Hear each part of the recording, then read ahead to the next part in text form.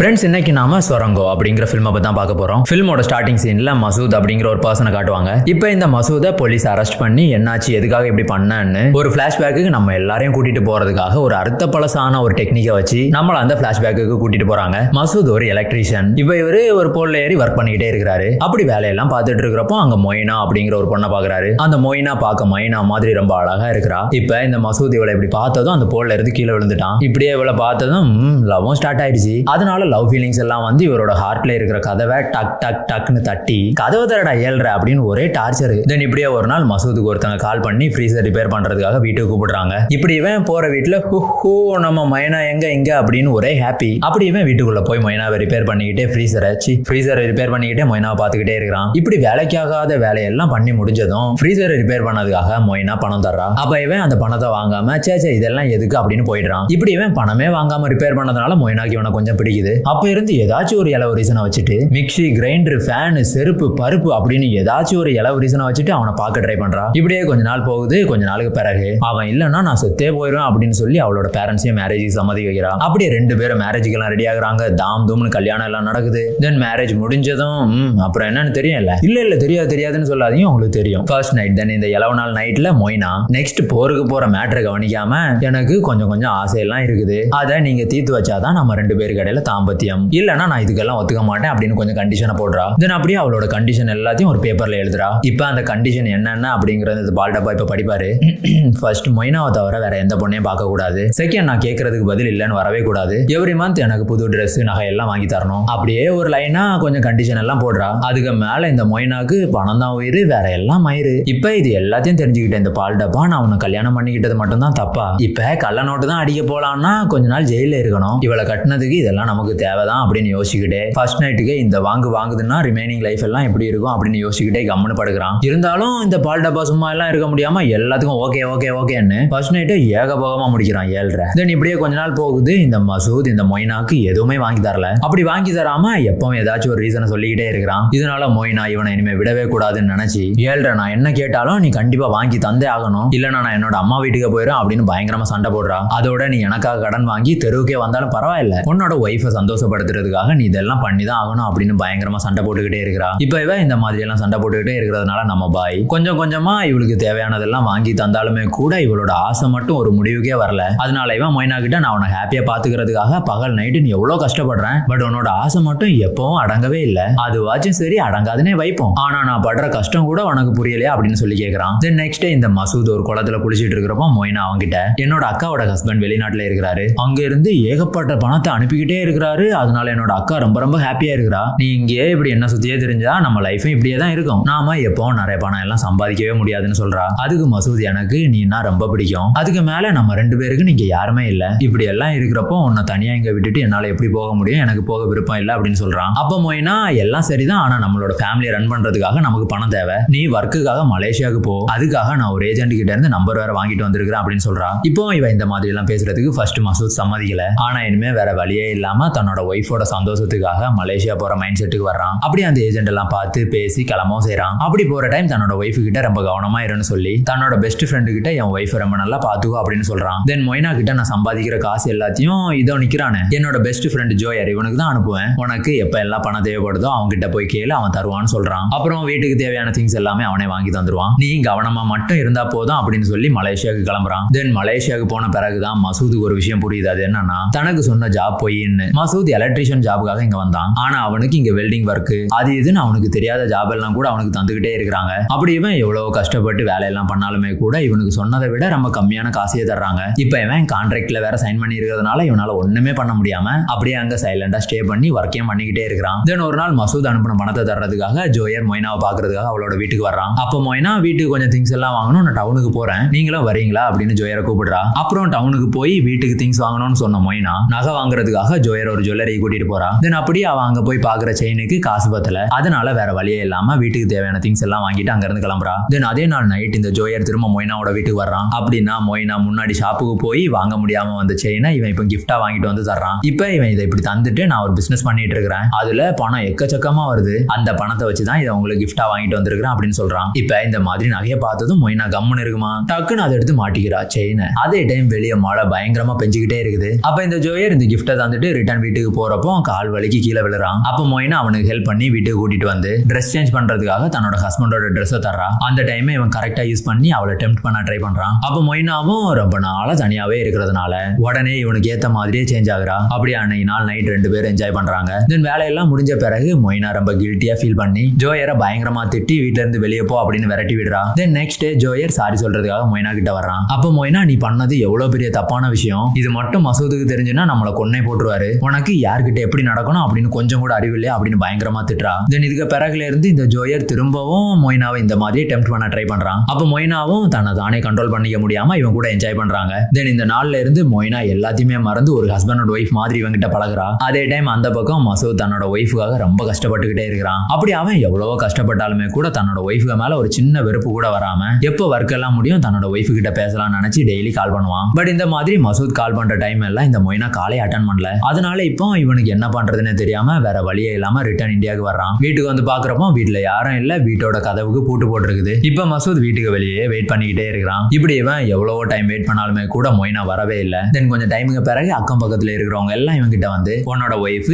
எப்பவும் ஜோயர் கூட தான் டைம் பாஸ் பண்ணிட்டே இருப்பா, இப்பவும் அவன் தான் கூட்டிட்டு போயிருப்பான், நீ வேற ஆளே கிடைக்காம அந்த மாதிரி பட்டவங்க கிட்ட உன்னோட ஒய்ஃபை விட்டுட்டு போன, அது மட்டும் இல்லாம எங்க கிட்ட இருந்தெல்லாம் நிறைய கடன் எல்லாம் வாங்கி இருக்கிறா, அந்த கடன் எல்லாத்தையும் திருப்பி கேட்கிறப்போ நீ வந்து தருவ அப்படின்னு சொன்னா, அதனால நீ அந்த பணத்தை எல்லாத்தையும் ரிட்டர்ன் தான் அப்படின்னு சொல்லி அவனோட முன்னாடி உட்கார்ந்து இருக்கிறாங்க. இப்ப ரொம்ப நாளுக்கு பிறகு தன்னோட ஒய்ஃபை பார்க்க போறோம் அப்படின்னு ரொம்ப ஹாப்பியா வந்த மசூதுக்கு இவங்க சொன்ன இந்த விஷயத்தெல்லாம் கேட்ட பிறகு ஹார்ட்டே பிரேக் ஆகிற மாதிரி இருக்குது. எவ்வளவோ உண்மையா உயிரா லவ் பண்ணி கல்யாணம் பண்ண பொண்ணு பணத்துக்காக இந்த மாதிரி எல்லாம் பண்ணிட்டாலே அப்படின்னு பயங்கரமா அப்செட் ஆகுறான். இப்போ இவ்வளவு நடந்த பிறகும் மசூத் அதே லவ்வோட தன்னோட ஒய்ஃபான மொய்னாவை தேட தொடங்குறான். அப்படியே அவன் தேடிட்டு இருக்கிறப்போ மொய்னா சடனா ஒரு நியூஸ் சேனல்ல தெரியறா. தென் மசூத் அந்த நியூஸ் சேனலை பத்தி விசாரிச்சு நியூஸ் சேனலோட ஓனர் கிட்ட கான்டாக்ட் ஆகுறான். அப்படி கான்டாக்ட் ஆகி லாஸ்டா மொய்னாவே மீட் பண்றான். பட் அப்ப மொய்னா அவன் கூட எதுவுமே பேசாம அவனை இக்னோர் பண்ணி அங்க இருந்து கிளம்புறா. அப்போ மசூத் அவளை அப்படியே ஃபாலோ பண்ணி அவ இப்ப ஸ்டே பண்ணி இருக்கிற வீட்டுக்கு வர்றான். அப்படி இவன் ஃபாலோ பண்ணி வர்றதை கவனிச்ச மொய்னா மசூத் கிட்ட வந்து இங்க பாரு மசூத், நான் இப்போ ஜோயர் கூட ரொம்ப ஹாப்பியா இருக்கிறேன், இனிமே நீ என்னோட லைஃப்ல வராதுன்னு சொல்லி அவனை அங்க இருந்து அனுப்பி வைக்க ட்ரை பண்றா.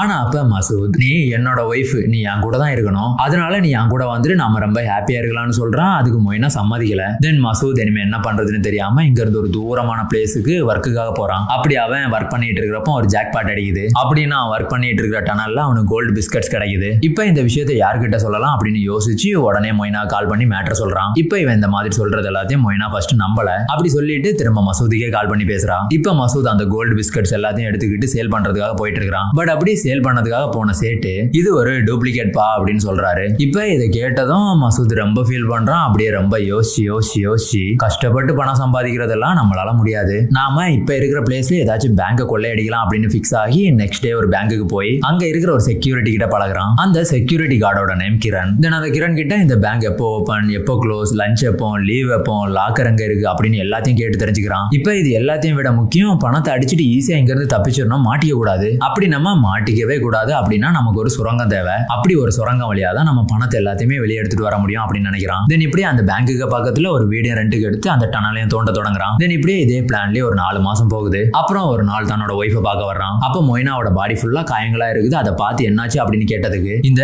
ஜோயர் பெரிய ஃப்ராடு, அவன் என்ன பயங்கரமா ஏமாத்திட்டான், நான் அந்த நாய்க்காக ஒன்னை ஏமாத்திட்டேன், அவனுக்கு ஆல்ரெடி மேரேஜ் ஆகி குழந்தைங்க கூட இருக்கிறாங்க, ஆனா அவன் என்கிட்ட அதை பத்தி எதுவுமே சொன்னதே இல்லை. அப்படி அந்த விஷயத்த நான் தெரிஞ்சுக்கிட்டு அவங்க கிட்ட கேட்டதுக்கு பயங்கரமா டார்ச்சர் பண்ணி அடிக்கிறான். இப்ப இந்த மாதிரி எல்லாம் நடக்கிறது எனக்கு ரொம்ப கஷ்டமா இருக்குது அப்படின்னு சொல்றா. தென் இதுக்கு பிறகுல இருந்து இவங்க 2 பேரும் ரெகுலரா வெளியே மீட் பண்ணி இவங்களோட பிரசன்ட் சிச்சுவேஷனை பத்தி பேசி டிஸ்கஸ் பண்ணிக்கிட்டே இருப்பாங்க. அப்படியே அந்த மசூத் மொய்னா கிட்ட இப்பவும் ஒன்னும் ப்ராப்ளம் இல்லை, நீ என் கூடயே வந்துரு, நான் ஒரு பெரிய பேங்கே கொள்ளையடிக்க பிளான் பண்ணிருக்கிறேன், அது மட்டும் கரெக்டா கம்ப்ளீட் ஆனா நம்மளோட லைஃபே செட்டில் அப்படின்னு சொல்றான். இப்ப இது எல்லாத்தையும் கேட்ட மொய்னாவும் அதுக்கு சரி அப்படின்னு சம்மதிக்கிறா. தென் அப்படியே ஒரு 9 months போகுது. இவன் டனலை தோண்டி லாக்கர் ரூம் வரைக்கும் போறான். அப்படி போய் லாக்கர் பணம்னு எல்லாத்தையும் பார்த்ததும் மசூத் ரொம்ப ஹாப்பியா ஃபீல் பண்ணி ஒரு வீடியோவை எடுத்து தன்னோட ஒய்ஃபுக்கு அனுப்புறான். இதே டைம் இந்த பக்கம் இந்த ஜோயர் ஊர்ல இருக்கிற பொண்ணுங்க கிட்ட எல்லாம் தப்பா நடக்க ட்ரை பண்ணான்னு அவனை ஒரு மரத்துல கட்டி வச்சு பொழந்துட்டு இருக்காங்க. அப்ப மொய்னா அதை எதையுமே கண்டுக்காம மசூத் அனுப்பின வீடியோவை பார்த்து பணம்னு ஹாப்பியா ஆசையா பார்த்துக்கிட்டே இருக்கிறா. அப்படியே இந்த திருட்டம் நடக்குது. திருட்ட பத்தின நியூஸ் ஃபுல் பிரேக்கிங் நியூஸ் ஆகி Facebook, YouTubeனு எல்லாத்துலயும் அதே நியூஸாவே போயிட்டு இருக்குது. தென் போலீஸ் எல்லாம் இந்த சுரங்கத்தை ஃபாலோ பண்ணி சுரங்கத்தோட இன்னொரு எண்டு, அதாவது மசூத் ஸ்டே பண்ணியிருந்த வீடை கண்டுபிடிச்சு அங்க போறாங்க.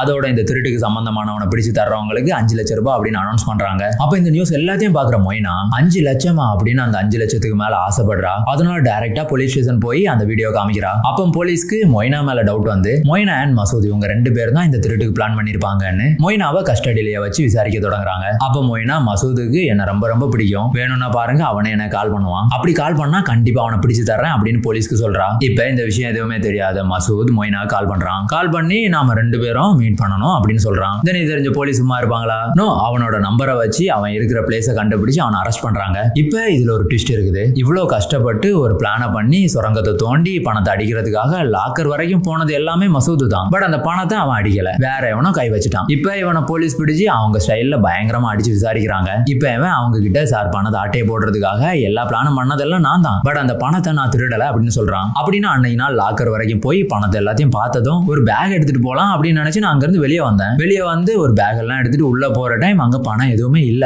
இதான் உண்மை, இப்ப நான் அதை திருடவும் இல்ல, அந்த பணத்தை பத்தி எனக்கு தெரியாது அப்படின்னு சொல்றான். இதை கேட்ட போலீஸ் இவனை அரெஸ்ட் பண்ணி செல்லுல போட்டு ரியலான திருடன் யாரு அப்படிங்கறத தேட தொடங்குறாங்க. இப்போ இந்த மாதிரி மசூத் ஜெயில இருக்கிற டைம் மொய்னா அவனை மீட் பண்றதுக்காக நிறைய வாட்டி ட்ரை பண்றான். ஆனா மசூத் நான் இவளுக்காக தான் எல்லாமே பண்ணேன், பட் லாஸ்டா அவளே என்ன போலீஸ் கிட்ட வரைக்கும் மாட்டி விட்டுட்டான்னு நினைச்சு அவளை மீட் பண்ண சம்மதிக்கல. தென் அப்படியே கொஞ்ச நாளுக்கு பிறகு லாஸ்டா ஒரு வாட்டி மொய்னா அவனை மீட் பண்ணி நடந்த எல்லாத்துக்கும் சாரி சொல்றா. அப்ப மசூத் வேற 5 லட்சம் ரூபாய்க்காக என்ன நீ போலீஸ் கிட்டே மாட்டி விட்டுட்டா அப்படின்னு ரொம்ப அப்செட்டா பேசுறான். அப்ப மொய்னா ஜோயர் என்ன ஏமாத்திட்டான், ஒரு பொண்ணு பைத்தியம், அந்த 5 லட்சம் ரூபாயுமே அவனே வாங்கிட்டு போயிட்டான். எனக்கு உன்னை ரொம்ப பிடிக்கும், நீ ரிலீஸ் ஆகி வெளியே வா, அப்படி நீ வந்த பிறகு நம்ம ஒரு புது லைஃபை ஸ்டார்ட் பண்ணலாம் அப்படின்னு சொல்றான். அப்ப மசூதும் அதுக்கு சரி அப்படின்னு சம்மதிக்கிறான். தென் இந்த மசூத் பணத்தை அடிக்கிறதுக்காக எப்படி டனலை தோண்டினானோ அதே மாதிரி இந்த ஜெயில இருந்து தப்பிக்கிறதுக்காக ஒரு சுரங்கத்தை தோண்டி அங்க இருந்து வெளியே வந்து ஒரு லேடி கிட்ட போட்டு அங்க இருந்து அப்படியே தப்பிச்சிடுறான். இப்ப இந்த ஸ்டோரியில ஒரு ட்விஸ்ட் அப்படின்னா மசூது கிட்ட இல்லன்னா பணம் எங்க போச்சு அப்படிங்கிற விஷயம் தான் அது. ஒரு நாள் மசூது தன்னோட ரெண்டல் வீட்டுல ஃபுல்லா தண்ணியை போட்டு படுத்துட்டான். அப்ப அந்த செக்யூரிட்டி கார்டு கிரண் மசூதோட வீட்டுக்கு வந்து மசூத் தோண்டி வச்சிருக்கிற டனலை பத்தி அதோட விஷயங்கள் எல்லாத்தையுமே கிளியரா தெரிஞ்சுக்கிட்டான். அப்படி அந்த பிளான் எல்லாத்தையுமே தெரிஞ்சுக்கிட்டு அதே பேங்க் மேனேஜர் கிட்ட போய் சொல்லி இந்த திருட்டை நாமளே பண்ணிக்கிட்டு இந்த பழியை மட்டும் மசூத் மேல போட்டுலாம் அப்படின்னு ஒரு பிளான் பண்றாங்க. இப்படி அன்னைக்கு நாள் நைட் மசூத் லாக்கர் கிட்ட போயிட்டு பேக் எடுக்கிறதுக்காக வெளியே வந்த டைம் செக்யூரிட்டி கார்டு கிரணும் பேங்க் மேனேஜரும் அந்த பணத்தை எல்லாத்தையும் அடிச்சுட்டானுங்க. இப்ப ஜெயில இருந்து வெளியே வந்து இந்த விஷயம் எல்லாம் தெரிஞ்ச மசூத் அந்த பேங்க் மேனேஜர் கிட்ட போய் பணம் எல்லாம் எங்க இருக்குது அப்படிங்கறத தெரிஞ்சுக்கிட்டு அந்த பணத்தை எல்லாத்தையும் எடுத்துக்கிட்டு இந்த ஊர்ல இருந்து வெளியூர் போறான். அப்படி அங்க போய்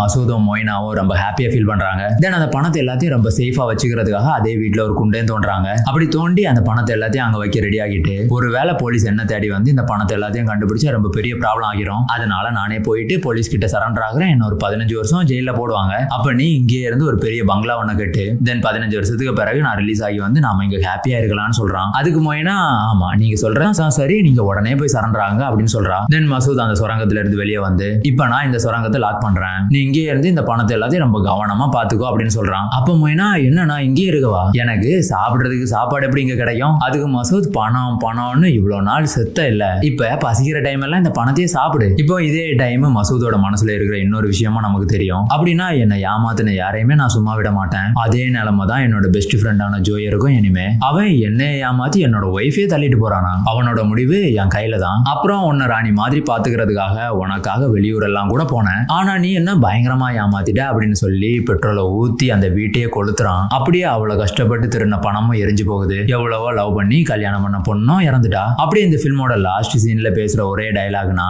என்ன ஏமாத்தின யாரையும் நான் சும்மாவே விட மாட்டேன்னு. அதே சீன்லயே மசூத் அந்த ஏரியால இருந்து அப்படியே வெளியே நடந்து போறான். இப்படி இந்த எண்டிங்கோட இந்த பிலிம் கம்ப்ளீட் ஆகுது. ஓகே, இதான் பிலிம், இன்னைக்கு இவ்வளவுதான். இதை பத்தி நீங்க என்ன நினைக்கிறீங்க அப்படிங்கறத கமெண்ட்ல சொல்லுங்க. தேங்க்யூ.